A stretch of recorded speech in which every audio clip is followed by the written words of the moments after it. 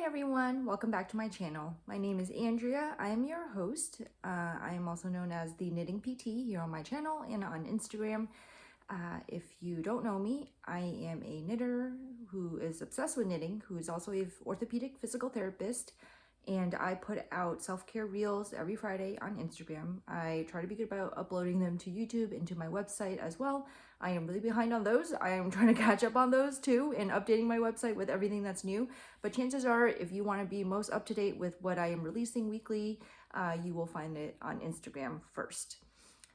So this podcast or vlog is just my way of sharing my love of all things yarn related and knitting related with the world, I guess. And I share a wellness tip at the end of each episode too.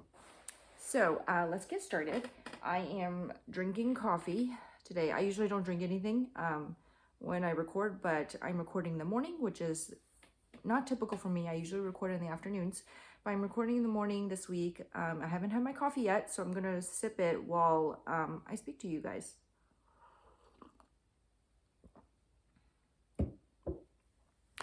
I am like a big coffee drinker. I love the smell and the taste of coffee. I drink it more for that but in the recent years, it's become that I need the caffeine. I have 2 young kids, so that's part of the reason why. But before I had kids, I drank coffee like purely for the pleasure of it. I'm like that with tea too. So I love coffee and tea in warm beverages, especially in the winter time. In the winter, I'm usually sipping tea like all day long. Okay, so this week I've actually got 2 FOs to show you. I know the last time I recorded, I said I probably wouldn't have anything done. Well, it turns out I did get things done. And so the first one is my Amara sweater, which I'm wearing right now. Get my hair out of the way so you can see the whole thing. It's this beautiful boat neck cabled and brioche sweater. It is a pattern by Rachel Kurihara. I test knit this for her, and it is still in test knitting process. It probably won't be out, I think, until sometime December, maybe. But I worked on it pretty exclusively for the past 2 weeks and got it finished. And I'm really glad I did, because I have a lot of other test knits I have to get to. I'm test knitting another pattern of hers right now. I'm test knitting something for Yura of Knit Boop, and also I will be test knitting something for Amy Sure. And I also have a test in progress for Knit Sisu, which I haven't started yet. Gonna cast that one on soon, because it is also due soon. But so let me tell you more about this one. So the Amara sweater, I'm gonna stand up so you can see the whole thing. And I love that the back has this split hem detail too. It just makes it kind of special. It helps you to tell what is the back and the front. If you're like me, I have a hard time remembering sometimes. But you can see it has this beautiful cable panel on the front and bobbles on the side with smaller cables. And then there's a brioche panel on the sides, and the sleeves are also brioche. Yeah. I'll give you a back view again, because I love that split hem so much. Yeah. The pattern is written for bracelet length sleeves. You can always lengthen it if you want full length sleeves. I'm okay with bracelet length sleeves because I'm always pushing my sleeves up when I'm doing things anyway. And one thing to note is that for me, at least, even though I bound off my sleeve using tubular bind off, it is still a little tight. Like I have to tug my hands through it, but that's okay with me because the sleeves are a little bit more balloony, and then this way it also like stays put. It doesn't like slip down. And I have small wrists, so a lot of times my sleeves are always like falling down, and I'm always trying to push them back up. So I love these. The sleeves definitely stay put for me. I knit mine in J'adore Fibers. Shannon of J'adore Fibers. She's a new indie dyer. This is in her DK base, and the color is a one-of-a-kind boho teal. But I love it. It knit up pretty evenly. I think there's one sleeve that is slightly lighter than the other ones, and this skein was a little bit lighter than the other ones, and I could tell from just looking at it. But I'm okay with it because it's the entire sleeve, and I don't mind. It's not that obvious. I think if anything, it just looks like the light is hitting it differently. But yeah, I love this sweater. It's so elegant and beautiful, without being like, I think, super in your face. Yeah, I really love it. I love this pattern by Rachel. I would say it is not completely beginner friendly because it is cables, it is brioche. The patterns for the charts do have to be tracked separately for each cable, different cable. She is, I think, revising the pattern to maybe try to make it easier. And she's also making a video tutorial to teach you how to track the cable repeats also. But I didn't find it too difficult. And I'm someone where I consider myself a advanced beginner when it comes to cables. I don't do them quite often. But you know, I didn't have any issues. So, and you know, just read the instructions carefully, as you always should anyway. But yeah, I love it. And what else should I say? Oh, I knit the 42-inch size. I have a 34-inch bust. I like more positive ease in my garments. So this is 8 inches of positive ease, I believe. Yeah. So I think that's all I have to say about this. Sorry, I'm getting a little distracted because the lighting is so different in the morning. So it's like lighting my face in a very different way. I feel like it makes my makeup look a little heavy, which I can't decide if I like or not. I don't know. But yeah. And I just feel like my face is like very like bright. Yeah, anyway, sorry. I don't wear makeup very often. I really only wear it when I go to work because it helps me look older. I look younger than I actually am. And I think I realized that when I started wearing makeup that my patients would look at me and not automatically think I was in high school. So it gave them more subconscious, I think, confidence in me. So I wear makeup to work for that purpose. I don't usually wear my everyday life. I put it on today for the podcast because I know that some of you guys watch your podcasts on a TV screen, which is huge. And so I thought, you know, I better like look my best for that. So here you are. Okay. My other FO, I'm sorry, I'm sniffling. Allergies are always here year-round in Austin.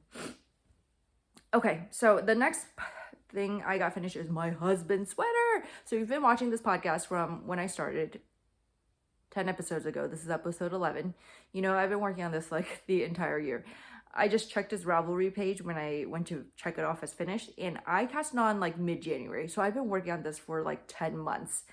And I mean, granted, in those 10 months, I've been working on it on and off. Like I haven't been knitting on it monogamously. I've gone weeks without touching it. So there's that too. But ta-da! This is the Rift Sweater by Jared Flood. The yarn I used for the black is Dream in Color on their worsted base. The colorway is Black Pearl. And the contrast color is by Forest Fiber Arts Friends in their colorway Lovebird, also on their worsted base. The pattern itself actually is written for like just one color, and the collar is supposed to be like a rolled hem collar too. But my husband wanted something like closer to his neck because when he put it on, it was kind of as wide almost as my boat neck, and he didn't like that. He wanted something closer, so I ripped out the rolled hem and I just replaced it with a simple knit one purl one ribbing. It turned out well. He wanted a little bit of contrast, so I put a contrast collar and contrast cuffs. And you can see that shoulder detailing here. I really love that detail, actually. It's quite nice. You know, it elevates it from a simple sweater to something just a little bit more polished. This sweater is knit bottom up. Sleeves are set in sleeves and knit also cuff up. And I did not enjoy that process, as you all know. But it is done. It is done. I feel like such a sense of relief and weight taken off me that it is done. Yeah, and you better bet I am planning to do like an FO photo shoot of me wearing this, because after all the effort I put into it, I am going to take photos of me wearing it and post them online. And I tried it on too, and it's like so comfy. It's like a perfect like oversized sweater for me, and I love that. It's so cozy. I've decided already if he doesn't wear that often, I'm just gonna wear it. Yeah. But yeah, oh, and this is the one end I didn't weave in yet. I did block it already. You block all the pieces separately. The collar I did last minute because he decided I didn't like it, and so I didn't weave in the end yet because when I had him try it on, I wanted to make sure he liked the collar, and so I didn't want to weave in the end in case I couldn't find it again if I had to redo it. So yeah, so happy that is done. So those are my two FOs, two big FOs, I feel like. Okay, so next we're going to move on to whips. Another thing about me, I collect yarn, of course, like most of us who are watching this podcast do, but I also collect Starbucks mugs. And this one is from Taiwan, which is where my mother's side of the family is from. I'm half Taiwanese. Fun fact about me, I lived there for 3 years when I was little, like grades 3 to 5. I lived in Taiwan.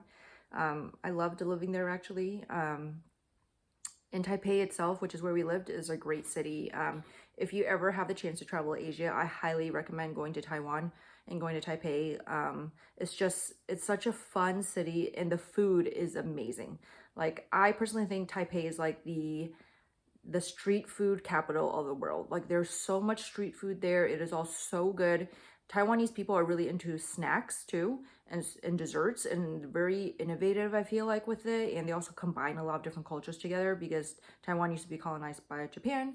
A lot of Taiwanese people who are not native Taiwanese, indigenous Taiwanese, are people who, fled China and live there. And so there's all these kind of Asian cultures mixed together there. And so they have all this like kind of fusion East Asian food. It's so good. Every time we go to Taiwan, it's just like all about eating, all about trying all the different things we can find, all the snacks, all the street food, all the boba, shaved ice, everything. So if you ever have a chance to visit Asia, I highly recommend going to Taipei. It is much more visitor friendly now. When I was growing up there, it probably would be hard to get around if you couldn't speak Mandarin. But now they have a lot more signs in English as well. The subway system there is so clean and so efficient and goes everywhere now. It's all over the city now. And, everything's also in English, so it's very easy to navigate. So I highly recommend. I can't wait to go back and visit soon. Once I think they lift their quarantine restrictions, I will probably go visit. My parents moved back there recently, so I would love to see them too. And yeah. The last time I was back there was early 2019 when I was still pregnant with my son. That was a good trip, but I was very miserable because I was like 27 weeks pregnant and my son was a big baby. And so I felt enormous waddling around and it wasn't that physically pleasant. Anyway, so sorry, quick tangent. Okay, so moving on to whips now, works in progress. I'm only going to show you two today. I still have my Willa tea and my Rospico tea that are kind of just on hold and hibernating right now. So I don't have much progress to show with those. I don't think I've touched them the entire 2 weeks since the last time I filmed. But I have made a little progress on my Earthen Air, which, if you remember, is my neck sweater in my Monet capsule collection. So here it is. I am almost to the point where I can separate for front and back. I know it doesn't look like a lot. I keep looking, I'm like, really? I'm gonna be ready to separate soon? Yeah, but brioche does grow a lot when you block it, so that there's that thing to remember. I might still knit it a little bit longer than the pattern calls for, just because I am a little nervous about how short it looks. I mean, I still have another, I think, inch or two to go before the pattern says you can separate. I'll see how I feel at that point. Yeah, it's also knit bottom up. I don't super love bottom up because it's hard to, you can't really try it on. Yeah. But yeah, so the yarn is let me grab the tags because I don't know the names. So the red is Knitting for Olive in the heavy merino base, which is worsted, and this is the colorway Bordeaux. And then the CC, or the second color, this variegated fall-y autumnal color, it is the Red Pansy. And this is her September Monet Impressionism Club. The colorway is the Rose Walk Gaverny. This is a fingering base. And so the Earthen Air sweater is you knit it with two different weights, a worsted weight, and then James wrote it for a mohair lace weight. I can't do mohair or Surrey because I'm kind of allergic to both. So I just substitute with a regular fingering weight. Yeah, but I think it's turning out pretty well so far. I really like the contrast between the two colors, especially because the Monet colorway is very busy. I like pairing it with a solid to kind of calm it down a little bit, break up the busyness, but it still gives the actual garment itself a lot of interest. Yeah. So yeah, that's what one. I haven't made a ton of progress on it. I have cast on something new, and that new is my other test knit for Rachel Kurihara. This is for her Riley tee. And let's see. Okay. So I cast this on, I think like 3 days ago. I already made a lot of progress. I'm pretty happy. And I think, you know, there's a good chance I might have it done by the next podcast. So this is the front. You can see I just joined the front yesterday night. So this is a Riley tee. It is a DK weight short sleeve sweater. It has a saddle shoulder. But look at that twisted rib detail. I love it. I have a feeling I'm going to love this tee. I'm going to like probably live in it. I love it. Like I love it so much already. Like I cannot tell you guys how much I love this sweater pattern. She released a picture of it probably like over a month ago at this point before she put out a testing call. And I saw it and I thought, I need to test that. Like I need to test that. Yeah, Rachel is really killing it with her designs this year so far. Like she just released the clove sweater today. I didn't test knit that one, which I kind of regretted a little bit. But I do want to knit that one up too. But yeah, her designs, she's just like on fire. She's currently working on a new design called a Fremont sweater. You can see on her Instagram. I already told her I need to test that one too. So yeah, I might be a Rachel Kurihara addict, which I think is not a bad thing to be addicted to. So the colorway I'm knitting this up in is Life in the Long Grass, and this is their colorway Cantaloupe. So it's this pink base, pink peachy base, rainbow speckles. Really love it. I love how it's knitting up so far. The speckles are so evenly distributed.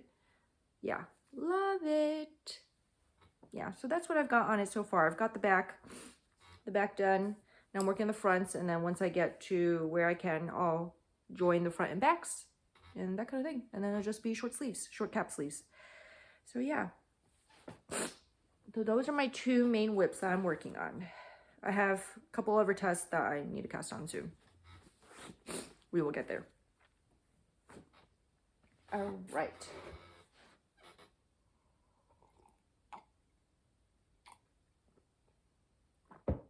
Okay, moving on to stash acquisitions. I actually have not that much to show you this week, which I'm pretty proud of, actually.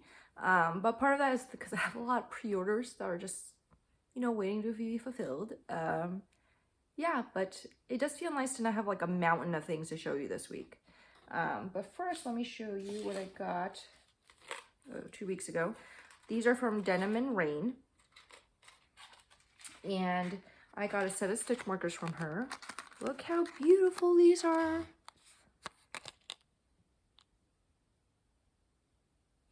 These beautiful resin stitch markers with these bits of flowers and things inside. Sorry.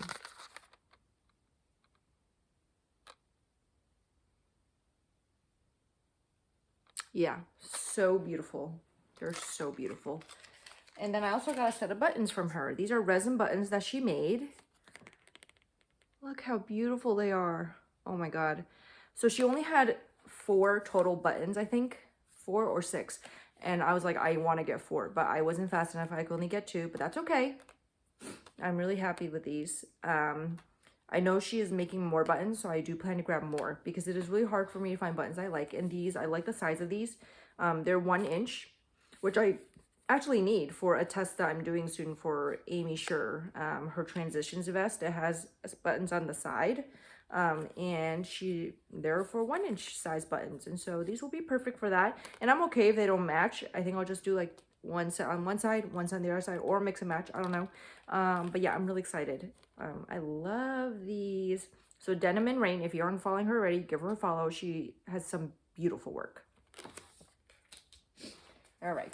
Next, I got some yarn the other day from my local yarn store from Hill Country Weavers. So Hill Country Weavers also has their own line of yarn. It's called Naturally HCW. It's Hill Country Weavers, Naturally Hill Country Weavers. And this line of yarn, they're all, I believe, undyed. Yeah, undyed yarn. And they have a bunch of different kind of like bases and that kind of thing. So this one's called Marble Fall in Love DK. And this is a tweed. a tweed DK. But yeah, I got 5 skeins of this. I'm just showing, I only grabbed 3 off my shelf because it's like high up and I didn't want to get a step stool and step up. So I just grabbed the ones I could reach. But yeah, absolutely love it. I actually got this and then I told Rachel, I'm going to make your Fremont sweater in this. So perfect. Yeah, it is so soft though. And I love it. I love it. I love it. I love it. That. And then from Shop La Mercerie, I also got some Explorer knits. So this is in Turning Leaves, which is a super popular kind of fall winter colorway of hers. I've never been able to snag it before, but now I have. I have a sweater quantity also. I'm just going to show you these two.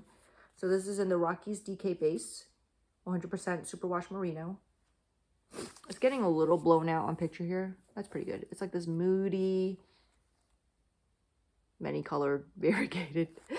But it's like mostly purple and greenish, but super moody. I don't know what I'm going to do with them yet. Some kind of moody sweater though. But yeah, I love it. I'm really glad I was able to get these. Yeah. And that's it for acquisitions. I told you, not that much, right? Yeah.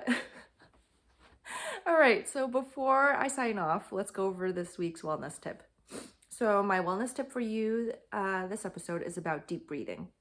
So I know you might think like deep breathing, what does that have to do with physical therapy? But breathing is actually very important in terms of when you exercise and in general, you know too, for sustaining life. Deep breathing is very integral to how you exercise and how you should exert yourself when you're exercising. Because when you breathe in and out, other parts of your abdomen besides your lungs coordinate with your breathing, such as your pelvic floor.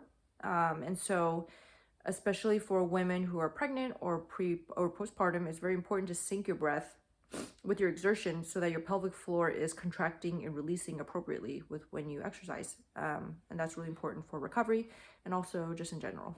But deep breathing is also really important for stress relief and anxiety, because when you breathe deeply and you use your diaphragm to breathe and you hold your breath or just take that moment to breathe slowly, that activates your parasympathetic nervous system, which is the part of your nervous system that releases hormones and tells your body to calm down and to slow down, okay? Whereas the sympathetic nervous system is the side that activates that fight or flight reflex, okay?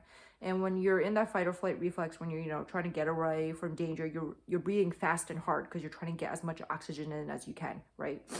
Whereas when you're relaxed, your breathing slows down, your body is just not in a state of trying to survive. And it can do things like digest the food that you've eaten, break down that food to get the nutrients, all that kind of stuff, okay? So we use deep breathing a lot in terms of not only helping people to sync up their breath when they're exercise, but also just for stress relief in general. And I like to do this a lot when I'm feeling really high stress, high anxiety, or just like nervous. It really helps calm me down, especially in the moment. It can help your brain to just kind of simmer down from any like thoughts you're having that are maybe making you nervous, making you anxious. Is a great way to just relax. So let's go over the deep breathing. So I like to tell people put a hand on their chest and a hand on their stomach. When you're deep breathing, the hand on your stomach should move out because you should be drawing your breath down into your lungs, into your stomach, okay? And the one on your chest should still move, but not as much. It shouldn't be where all your breathing is coming from. So you can close your eyes if you like. You're going to breathe in deep through your nose. Hold that for a couple seconds. And then breathe out through your mouth.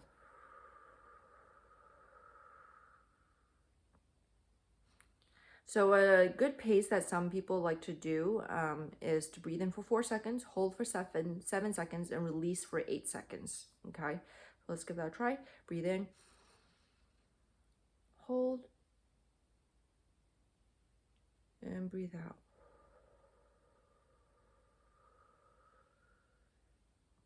One more time, breathe in, hold,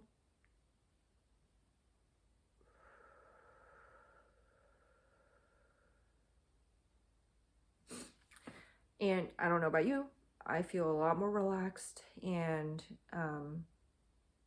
yeah, it's a great thing to practice in general, but it's a great thing to do when, you know, you're just feeling a little bit off, or you're feeling some stress, or maybe you're just feeling really harried and really frenzied. It's a good way to just kind of calm yourself down, get your mind back down to where it should be so that you can move forward feeling better. I hope that makes sense. I feel like I wasn't being very eloquent about the whole thing. The deep breathing came to mind because my family is going through a lot of transitions right now. I will probably share about that in my next episode.